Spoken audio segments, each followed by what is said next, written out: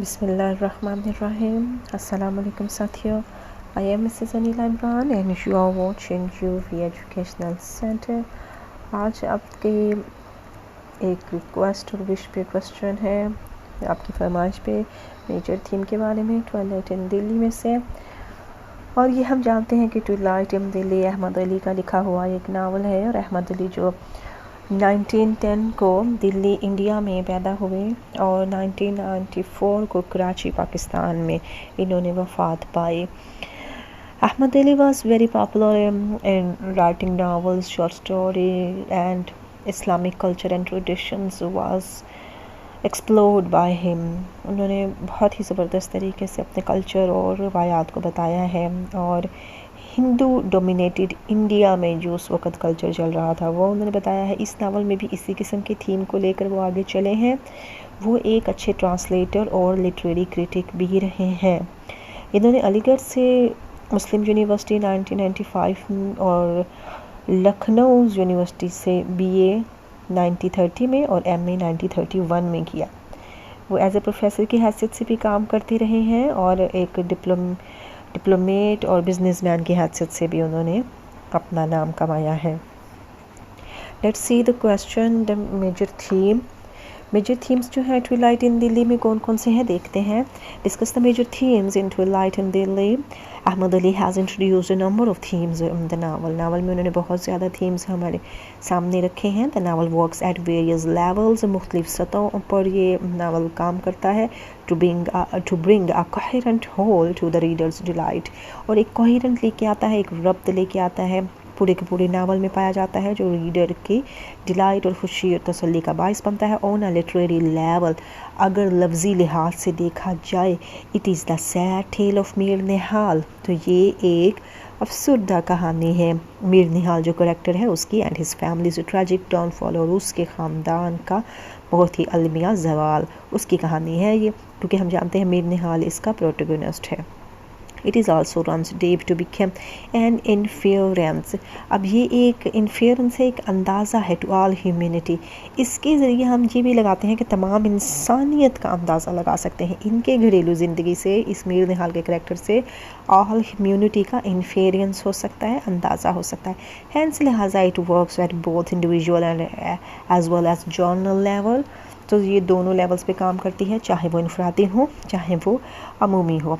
Ahmad Ali clearly states the major themes. उन्होंने साफ तौर पर इसके जो बड़े बड़े अहम मरकज़ी ख्याल रखे हैं वो बता दिए।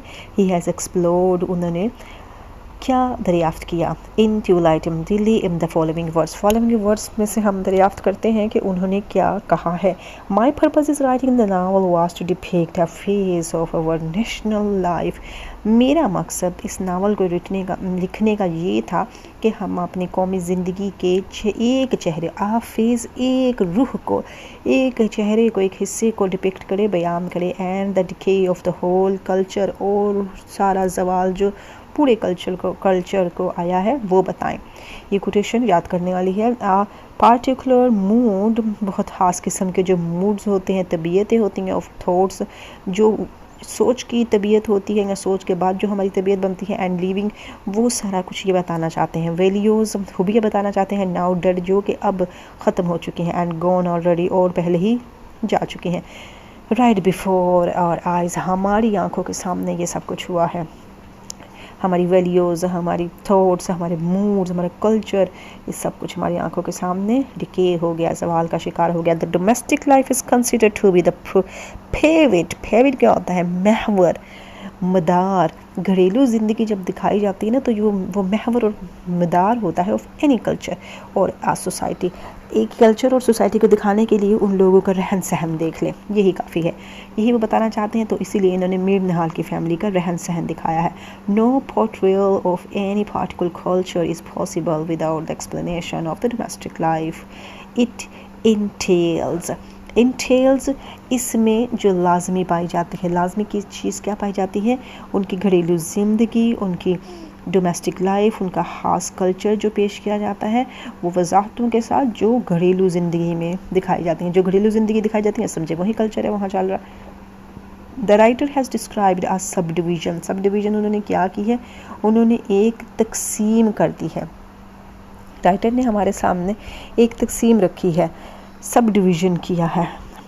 किसका? ऑफ द हाउस, घर को उन्होंने तकसीम किया है। 2 पार्ट्स, मर्दाना एंड जनाना। ये नोटिस करने वाली बात है कि 2 पार्ट्स हैं, मर्दाना और जनाना, जिनमें उनके घर की उस वक़्त की डिवीज़न हो चुकी है, तकसीम हो चुकी है। यहीं से हमें पता चलता है कि घर के अंदर 2 हिस्से किए गए हैं, उसको तकसीम किया गया है। एक ही घर में 2 दीवार बना दी गई है और एक हिस्सा लेडीज़ के लिए, एक हिस्सा जेंट्स के लिए। लेकिन ये भी याद रखना है कि इन्होंने उर्दू के लफ्ज़ भी इस्तेमाल किए हैं। द आर्किटेक्चर्स कौन होते हैं? ये जो मकान बनाते हैं, डिज़ाइन बनाते हैं, ये बनावट बनाने वाले, हाउस, घर के बनावट बनाने वाले, चीफली एग्जाम्प्लीफाइड। अब वो क्या करते हैं? वो हमारे सामने मिसालों से ज़ाहिर करते हैं, the way of the thinking. अब मिसालें दे दे के ज़ाहिर करते हैं किस तरह वो सोचते थे, ऑफ इट्स ड्वेलर, के वहाँ के रहने वाले कैसे सोचते हैं, एंड देयर लाइफ स्टाइल, और उनकी ज़िंदगी कैसी हो सकती है। आर्किटेक्चर भी, बनाने वाला भी इस तकसीम को मद्देनज़र रखता है, क्योंकि वो उस ज़माने के घर बनाए ही ऐसे जाते थे कि जनाना और मर्दाना हिस्सों को डिवाइड करना। द रिस्पॉन्सिबिलिटीज़, दूसरा इसका थीम क्या है? जिम्मेदारियाँ। Of man and women are clearly distinguished, दोनों की जिम्मेदारियों में बहुत ज़्यादा फ़र्क पाया जाता है। The women wait for their man from morning till evening for provision. अब वो प्रोविज़न क्या होता है? खाने की फराहमी के लिए या मुख्तलिफ़ किस्म की कोई और सहूलत देने के लिए वो अपने हस्बैंड्स का दिन से रात तक इंतज़ार करती हैं और ये उनकी ड्यूटी है। The man admit the supremacy of women in domestic affairs, और घरेलू मामलात में ये आदमियों की बर्तरी जो है वो मानी जाती है। मैन भी एडमिट करते हैं कि हमारी बर्तरी है। इन इंडियन मुस्लिम कल्चर, ये अब पॉइंट हमारा नोट होने वाला है और इसके कैपिटल लेटर्स को नोट करना है, प्रॉपर नाउन है। इंडियन मुस्लिम कल्चर में man feel pride in protecting their women's from dangers, thugs and robbers. Indian Muslim culture में आदमी जो थे वो, उनकी ज़िम्मेदारी थी कि वो अपनी लेडीज़ को ठग और रॉबर से बचाएं। ठग भी उर्दू का लफ्ज़ इस्तेमाल हुआ है, डेंजर्स, ख़तरे से बचाएं। दे हैव नो कंट्रीब्यूशन, वो तो किसी किस्म का ताउन ही नहीं कर सकती थी in the arrangement of home. आदमी किसी किस्म का ताउन नहीं करते थे in the arrangement of home, घर के किसी भी इंतज़ाम ने। To arrange for the feast, अगर किसी दावत का इंतज़ाम करना है, and celebration see care strictly comes under the women's dominion. Dominion मातहत, लेडीज़ की डोमियन, लेडीज़ के मातहत होता था सारा काम। जो भी घरेलू, अगर कोई दावत है या कोई सेलिब्रेशन है तो ख़ास तौर पर ख़वातीन के ही हिस्से में उनके इंतज़ामात को संभालना आता था। The duty of a man, आदमी की ड्यूटी क्या थी? इस टू प्रोवाइड मनी, बस पैसा दे दिया, एंड रिसोर्सेज और ज़राए दे दिए, बाकी उनकी कोई जिम्मेदारी नहीं है। पैसा दे दिए, चीज़ें ला दी हैं, चले जी अब आप पकाएं, आप खाएं, आपने रखना है, आपने सेट करना है। The novel deals with various kinds of ritual and customs. कौन कौन से थीम हो गए? रिचुअल और कस्टम्स हो गए, उनकी रस्म व रिवाज। Common to all humankind, जो कि पूरी इंसानियत में महसूस की जा सकती हैं, जो उस इलाके में आम थी। द फेस्टिविटीज़, अगर हम उनकी रस्म व रिवाज देख लें, उनके रस्मों में देखें, फेस्टिविटीज़ कौन सी है? रस्म ऑफ मैरिज, शादी की रस्में देख लें। And childbirth are celebrated worldwide, पूरी दुनिया में तो ये रस्में मनाई जाती हैं। शादी भी होती है पूरी दुनिया में, बच्चे पैदा हों तो उसकी खुशी भी मनाई जाती है। सिमिलरली इसी तरह से द डिस्क्रिप्शन, ये जो बयान है, ऑफ फ्यूनरल, जनाजे के बारे में, एंड सिकनेस अराउंड्स, और जो बीमारियाँ उठती हैं, द फीलिंग्स ऑफ डिस्पेयर, चाहे उससे मायूसी होती है, and gloom in all part of the world, पूरी दुनिया में होते हैं। तो इनके रिचुअल और कस्टम की जो थीम्स हैं वो पूरी दुनिया के थीम से कॉमन है। शादी, गमी, मौत, खुशी, हर चीज़ पूरी दुनिया में मनाई जाती है। हैंस लिहाजा the cycle of life and that takes place through the ambivalent. Ambivalent क्या होता है? जज्बाती हिस्से। जज्बाती हिस्से के तौर पर ये साइकिल, ये सर्कल चलता है ज़िंदगी और मौत का। Feeling of rupture and detection. अब रप्चर क्या होता है? बेखुदी की फीलिंग, इंसान अपने आप से बाहर हो जाता है। डिजेक्शन का भी क्या है? वो भी ये थीम्स आ रहे हैं सारे। मायूसी का थीम, फेलियर एंड अचीवमेंट, या कुछ हार जाना या कुछ हासिल कर लेना। कॉल्स एंड रिकॉन्सिलेशन, लड़ाई का और सुलह का थीम। ये सारे थीम हैं जो इसमें पाए जाते हैं। द यूनिवर्सल, पूरी दुनिया में, and the commonly shared theme of love and marriage, और वो फिर उन्होंने किसका? प्यार, मोहब्बत और शादी का थीम भी डाला है इसमें। Fidelity and infidelity. फिडेलिटी क्या होती है? ईमानदारी किसी के साथ रखनी, और इनफिडेलिटी बेईमानी रखनी। ये भी पूरी दुनिया में थीम पा जाते हैं। Also become the interest of the writer, और ये राइटर ने अपनी दिलचस्पी के तौर पर जाहिर किए हैं। The writer has given vivid and graphical picture of the city of Delhi. एक और थीम उन्होंने क्या बनाया है कि दिल्ली के शहर की एक जुग्राफियाई और बड़ी कुशादा किस्म की तस्वीर हमारे सामने रखी है इन मल्टीफेक्टेड वे मुख्तलिफ हिस्सों पर मुश्तमिल उन्होंने ये तस्वीर हमारे सामने रखी है। He is successfully try to cater. अब वो सक्सेसफुली क्या करते हैं कि कमाई का बंदोबस्त करते हैं आदमी all the dimensions of its landscape से। डिमेंशंस क्या होते हैं? उनके तमाम तूल अर्ज़ उस इलाके के, वो सारे कामयाबी से उन्होंने इसमें डाले हैं कि उस इलाके में कौन कमाता था, कौन कमाई का ज़रिया था उस तूल अर्ज़ में, इट्स साइट्स एंड साउंड्स। फिर उन्होंने उसके नज़ारे दिखाए हैं और उसकी आवाज़ें भी दिखाई हैं। As if the writer is taking the reader on a journey and the writer literally start walking the lanes of Delhi. वो रीडर को अपने साथ उठा लेते हैं, और रीडर जो है वो ऐसे लगता है कि लेन्स गलियों में फिर रहा है। अब दिल्ली की लिटरली हुर्फ बहुर्फी रीडर उनके साथ जाता है, वो सारी जर्नी करता है, वो सारी साइट्स देखता है, नज़ारे देखता है, सारी आवाज़ें सुनता है जो उस इलाके के डायमेंशंस उसके तूल अर्ज़ में होती हैं। He also tries to offer an insight. लिहाजा वो एक और ऑफ़र देते हैं कि जनाब आप किसी चीज़ को समझने की सलाहियत रखें। इंसाइट होता है किसी चीज़ को समझें, बसारत वाली सलाहियत रखें। Into the political and historical details, जो उसकी सियासी और तारीख़ी तफसीलात के बारे में है। As if Ahmed Ali means to portray the city of Delhi. उनका मतलब था कि दिल्ली के शहर की तस्वीर कशी करें एज अ ट्रैजिक करैक्टर, और दिल्ली के शहर को भी एक करैक्टर बनाया। याद है एकदम बीच में ईडन हेथ जो होती है एक एरिया, उसको भी करैक्टर के तौर पर राइटर ने पेश किया है। ये भी दिल्ली को एज अ करैक्टर पोर्ट्रेट कर रहे हैं। विच इज़ अ लाइफ, जो कि जिंदा है, ब्रीथिंग और सांस ले रहा है, इलाके की बात कर रहे हैं। Through the descriptions of the novel की वजाहत में। The novel Twilight in Delhi revolves around the diversification and destruction of the ground culture and civilization। Novel Twilight in Delhi घूमता है किसके गिर्द? वीरानी, डेवस्टेशन एंड डिस्ट्रक्शन, तबाही, कहाँ पर? एक बड़े कल्चर की और उसकी तहजीब की। नावल का एक और थीम क्या है? Destruction of culture and civilisation. Ahmed Ali portrays the ethical discrepancy. Ethicals क्या आती है? अहलाकी तौर पर वो तसाद दिखाता है हमें। डिस्क्रिपेंसीज होता है कोई फ़र्क वाज़िया करना, तसाद करना। ये हमें एक तस्वीर कशी दिखाते हैं अहलाकी फ़र्क और तसाद की। एंड मॉलफॉर्मेशन खराबी दिखाते हैं ऑफ हिज करैक्टर, और उसके करैक्टर्स की। जो उन्होंने करैक्टर दिखाए हैं वो कोई दूध के धुले नहीं हैं, वो गलतियां करते हैं, वो मॉलफॉर्मेशंस करते हैं, खराबियां हैं उनमें। The male characters are unruly, वो सरकश हैं, अनरूली सरकश है मेल करैक्टर। एंड बिट्रेड, और धोखेबाज भी हैं। दे आर इंडोल्ज्ड, मुलविस है इन फ्राइविलियस एक्टिविटीज़, बेकार किस्म की सरगर्मियों में।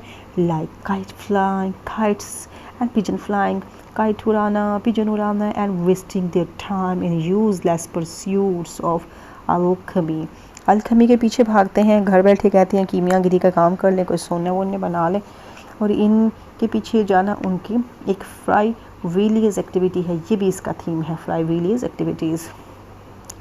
There females on the other hand, अगर औरतों को देखें दूसरी तरफ, are quite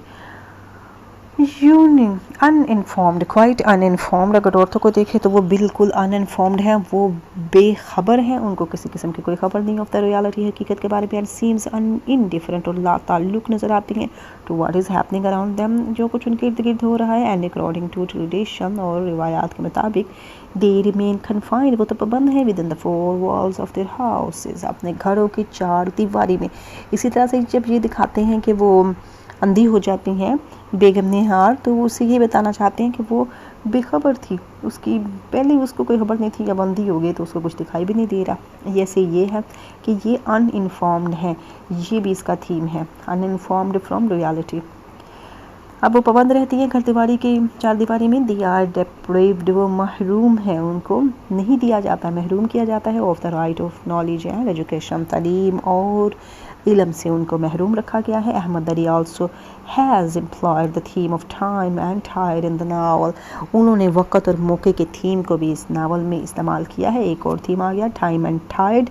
he weaves his stories, वो अपनी स्टोरी बुनते हैं ऑन द यूनिवर्सल फैक्ट्स, कायनाती हक़ाक़ के ऊपर अपनी स्टोरी का ताना बाना बुनते हैं। That time and tide waits for none, वक़्त और मौका किसी का इंतज़ार नहीं करता। अगर आप वक़्त खो देंगे तो आपने नुकसान उठाया, अगर मौके से हाथ धो बैठेंगे तो भी आपने नुकसान उठाया। Despise all the chaos of life goes on, इसके बावजूद कि ज़िंदगी में अफरा तफरी फैली हुई है, धम कलम दर गॉड विल गिव, धम कलम दर गॉड अलोन, धम कलम दर गॉड विल गिव, धम कलम दर गॉड अलोन। ये उनका एक कवाली टाइप है, सॉन्ग है, जिसमें कहते हैं कि जनाब अल्लाह ही देगा और अल्लाह के इलाह है और अल्लाह ही देगा और अल्लाह के इलाह है। अब इसमें rhythmic and continuous beat of धम, ये जो धम धम की एक इसमें थाप है, ले ताल है, बिकम्स सिनोनिम्स, ये मिलती है with the theme of time and tide, वो मौका और मुनासबत से जाके मिलती है।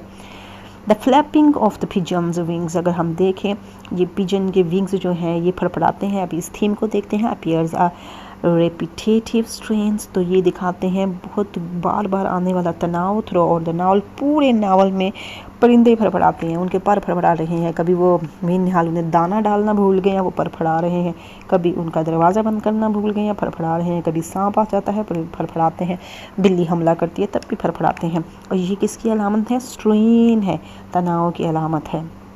इट कीप्स रिमाइंडिंग, ये हमें याद कराता है, of the lapse of time and tide, lapse के टाइम मौका और वक़्त गुज़र जाता है, लिपोज हो जाता है, हमेशा गुज़र जाता है। ऑफ टाइम एंड टाइड, कभी किसी के हाथ नहीं लगता है, मौका और वक़्त कभी किसी के हाथ नहीं होता, गुजर जाते हैं। तो human beings are worst affected by the carnage of time, और ह्यूमन बींग्स इंसान वक़्त के इन कातिल हाथों के साथ बहुत ज़्यादा इफ़ेक्टेड है, बहुत ज़्यादा उसको असर हुआ है। द राइटर फील्स कार्नेज, कत्लेआम करता है वक़्त, yet the writer feels, writer महसूस करता है द ब्रूटैलिटी, ये वहशीपन, एंड कॉर्टियसनेस, ये जो वक़्त हमारे साथ लालच दिखाता है, ऑफ टाइम, टाइम की लालच दिखाता है, कॉफ्टियोनेस, हसद, लालच वक़्त का। इवन फॉर द इनएनिमेट, ये जो बेजान किस्म की हैं, बेरूह किस्म की हैं, एंड अब्सर्ड और बेहुदा बेकार क्रिएचर्स हैं, लाइक सिटीज़, शहरों को देख लें, क्रॉस रोड्स, चौराहे देख लें, ऑल मॉन्यूमेंट, यादगारें देख लें, are also affected by the carnage of time, और ये भी वक़्त के कत्लेआम से महफूज नहीं रह सके। क्यों? वक़्त बदला है, मौका हाथ से निकल गया है, तो ये चीज़ें जो उनकी निशानियाँ थी वो भी बेजान और बेहुदा हो गए, इनएमिनेट बेजान हो गई, अब्सर्ड बेहुदा हो गई। इन चीज़ों को दिखाने के लिए भी उन्होंने टाइम और टाइड का एक थीम, मौका और वक़्त का थीम इस्तेमाल किया है।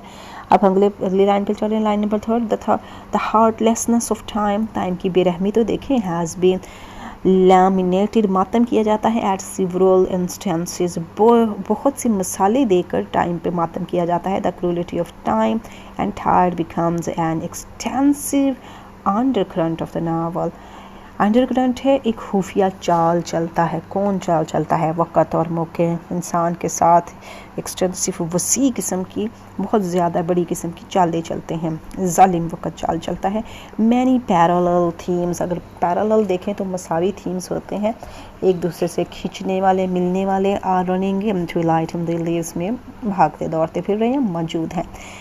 Ahmed Ali has handled the themes of change in a different way. Next theme हमारा है theme of change. उन्होंने इसको बड़े अच्छे तरीके से इस पर गिरफ्त रखी है. He presented change in an inevitable law of nature. नागुज़ीर law, एक ऐसा कानून जो चेंज नहीं हो सकता है. किसका कानून? फितरत का कानून जो चेंज नहीं हो सकता है. उन्होंने इस पर भी अच्छी खासी ग्रिप रखी है. डैट इज़ बोथ इररेसिस्टिबल, कि ये एक तो नाकाबिले तलाफ़ी है, एंड अनबीटेबल, और नाकाबिले शिकस्त है. कौन? ये जो लॉ ऑफ नेचर है नागुज़ीर है, ना उसके हम माफ़ी कर सकते हैं ना हम उससे हार सकते हैं, वो हराया नहीं जा सकता। द थीम ऑफ चेंज, ये जो चेंजिंग आ रही है, has been dealt with the different levels, मुख्तलिफ लेवल्स पे मुख्तलिफ सतहों पर उन्होंने इसके साथ अपने नावल को ज्वाइन रखा है। The change in culture and tradition, सबसे पहला देख लें चेंज इन डिफरेंट वेज़ में, सबसे पहले कल्चर और ट्रेडिशन आगे, सकाफ़त और रवायतें चेंज हुई। द चेंज इन बिलीव्स, वो अकायद चेंज हो गए, एंड प्रैक्टिसेस और अमल भी चेंज हो गया। एंड चेंज इन वसीनेटी, आसपास की बहुत सी चीज़ें भी चेंज होगी। Are a few important examples of the treatment of change, ये एग्जाम्पल्स हैं कि वक़्त कैसे चेंज हुआ है, हालात कैसे चेंज हुए हैं, यकीन कैसे चेंज हुए, और उनके अकायद के साथ साथ उनके अमाल, कल्चर, ट्रेडिशन सब कुछ कैसे चेंज हो गया है। और ये सब कुछ इस नावल के थीम में शामिल है। द चेंज इन रूलर्स, ले जी हाकम भी चेंज हो गया है। द चेंज इन वेदर, मौसम भी चेंज हुआ है। Have been treated at a backdrop of the novel, और उसे उन्होंने नावल के पस मंज़र में रखा है। नेक्स्ट थीम देखते हैं, the theme of generation gap. Generation gap का भी थीम है, is one of the most important theme of in the novel, बहुत इंपॉर्टेंट है। Mir Nihal and Asghar seems to belongs to two different planets, दोनों ही मुख्तलिफ सियारों से ताल्लुक़ रखते हैं, बाप बेटा दोनों का मुख्तलिफ सियारों से ताल्लुक़ होता है। जनरेशन गैप है। There is a little common in them, कुछ भी उन्होंने ज़्यादा नहीं, बस थोड़ा बहुत ही मिलते हैं। Both are foil to each other, दोनों ही एक दूसरे को ढांपने का काम देते हैं। फॉइल क्या होता है, किसी चीज़ को कवर करने वाली चीज़। There is a lack of communication and lack of understanding between them, generation gap है क्योंकि दोनों एक दूसरे से बात नहीं करते ज़्यादा, दोनों एक दूसरे को ज़्यादा समझते नहीं हैं। If Asghar is seen in conflict with his father, और असगर को देखा जाता है और बाप के साथ उसका तसाद है, झगड़ा है। मीर निहाल आल्सो डिस्पाइसेस असगर्स मैंगरल दोगलापन, यानी वो अब वो इंग्लिश स्टाइल पे जाता है तो ये उसे डिस्पाइज करता है, नापसंद करता है उसके मैंगुरल को, दोगलेपन को, वे ऑफ लिविंग के, वो ज़िंदगी में दोगलेपन से ज़िंदा रह रहा है। एक मुस्लिम है तो इंग्लिश स्टाइल से रहता है। And wearing English shoes and shirts, और वो इंग्लिश कपड़े और शर्ट्स पहनता है। If Mir Nihal is representative of old order, Asghar is representative of new order. अगर मीर निहाल को हम देखें वो पुरानी रिवायात का नुमाइंदा है तो असगर नई रिवायात का नुमाइंदा है। मीर निहाल रेप्रीमेंट्स होता है डांटना, डपटना, किसी को उसके काम पर नाराज़गी का इजहार करना। मेंड करना होता है मरम्मत करना, ये मेंडिंग वाला होगा ना, रेप्रीमेंट्स वहाँ पर लगा ले, डांटना डपटना। Asghar on following English fashion, और जब इंग्लिश फैशन करता है, he says you are again wearing those dirty English boots, I don't like them, I have no aping of the feringhees in the house, throw them away. तुमने फिर से ये गंदे dirty अंग्रेज़ी बूट पहन दिए और मुझे ये बिल्कुल पसंद नहीं, और मैं नहीं चाहता कि नकल करो तुम फरंगीज़ की। एपिंग आ गया, नकल करो, जैसे बंदर नकल करती है ना, तो कहते हैं तुम उन फरंगीज़ की नकल करोगे इन माई हाउस, मेरे घर में, इनको फेंक दो। सेक्शुअल स्ट्रेन्स, जिनसे तनाव का ये थीम भी एक है। Runs in the undercurrents of every society, हर माशरे में ये थीम पाया जाता है जिनसी तनाव का। No society has ever been able to resist its charm, और कोई भी इसके खूबसूरती को रेजिस्ट, उसको मज़ाहमत नहीं कर सकती, उसको रोक नहीं सकती, एंड कॉन्सिक्वेंस और उसके नताइज को। Sexual strain and other theme, even if it can not be discussed openly, चलें इसको खुलकर बयान नहीं किया जाता है। It makes it's way through abuse, तो इसका किस तरह से ज़रिया बनता है इसको बताया जाता है गालियों के ज़रिए, एनेक्डोज के ज़रिए। एनेक्डोज क्या होती हैं, कहानियाँ, एंड जोक्स, लतीफ़ों के ज़रिए। To make it presence feel felt, के उसको महसूस किया जाए। इस थीम को बिल्कुल वाज़िह तौर पर नहीं बताया जाता है, तो इसको एनेक्डोज़ के ज़रिए बताया जाता है, जोक्स के ज़रिए बताया जाता है, अब्यूज़ के ज़रिए बताया जाता है। थ्रू डायरेक्ट और indirect reference the writer identifies the surge of sex prison in the society. Surge क्या होती है, एक ऐसा इजाफा जो तेज़ी से बढ़ता हुआ, लहर हो, ऐसी लहर जो तेज़ी से बढ़े, या सर्ज इजाफा हो जो माशरे में ये जिनसी तनाव पाया जाता है, इसको उन्होंने अपने इस नावल में सीधी तरह से और फिर उल्टी तरह से, डायरेक्ट और इनडायरेक्ट दोनों तरीके से, वाज़िह तौर पर और गैर वाज़िह तौर पर बयान किया है। द राइटर थिंग्स, वो कहते हैं, डैट द सेग्रेगेशन अब सेग्रेगेशन क्या हो रही है, ये जो जुदा और अलग किया जा रहा है ऑफ द जनाना एंड मर्दाना, वो घर में जो उन्होंने 2 हिस्से बनाए हुए थे, has its worse effect on the society, तो इसका माशरे पर बहुत बुरा असर पड़ता है। Since there is a little contract, हाँ यहाँ पर छोटा मोटा अहद है बिटवीन मैन एंड वुमेन, दोनों के दरमियान, so both the sexes are fascinated to one another, तो दोनों एक दूसरे की तरफ लुभाती हैं, दोनों एक दूसरे की तरफ खिंची चली जाते हैं। देयरफॉर द सफोकेशंस, ये जो घुटन है in the Orthodox society, Orthodox society क्या है, ऐसा माशरा जो अपने अकायद में कट्टर हो, यानी मजहबी हो, पक्का मजहबी माशरा। ऑर्थोडॉक्स आ गया इस मामले में कि पक्का मजहबी माशरा है, लेकिन फिर भी उसमें सफोकेशन है, घुटन है। फाइंड्स इट्स वेंट, और वो क्या ढूंढ रहा है, वेंटिलेशन होता है ना, वेंटिलेशन हवादारी का निज़ाम करना, तो वेंट उसी में से निकला है, अपना एक ऐसा कोई सुराख ढूंढ रहा है जहाँ से वो इनकास करे in the form of the traces और फॉर्मल सेक्सुअलिटी, तो वो हम जिनसी की तरफ चले जाते हैं। And visiting to the prostitutes, और कहाँ जाते हैं वो, तवाइफों के पास जाते हैं। दो द वुमेन आल्सो नॉर्चर, अलबत्ता नॉर्चर उनकी परवरिश की गई है, फीलिंग्स उनके emotions and patience in their hearts, उनको ऐसे परवरिश की गई है कि अपने जज्बात को, अपने एहसासात को, अपनी तमाम जज्बात को, एहसासात को दबा कर रखें अपने दिल में। इख्तियार टॉट उनको सिखाया गया है फ्रॉम चाइल्डहुड, बचपन से ही। ज़्यादा इसकी बहन बेवा होती है, लेकिन वो 19 साल की उम्र में बेवा हो जाती है और वो उधर ही रहती है।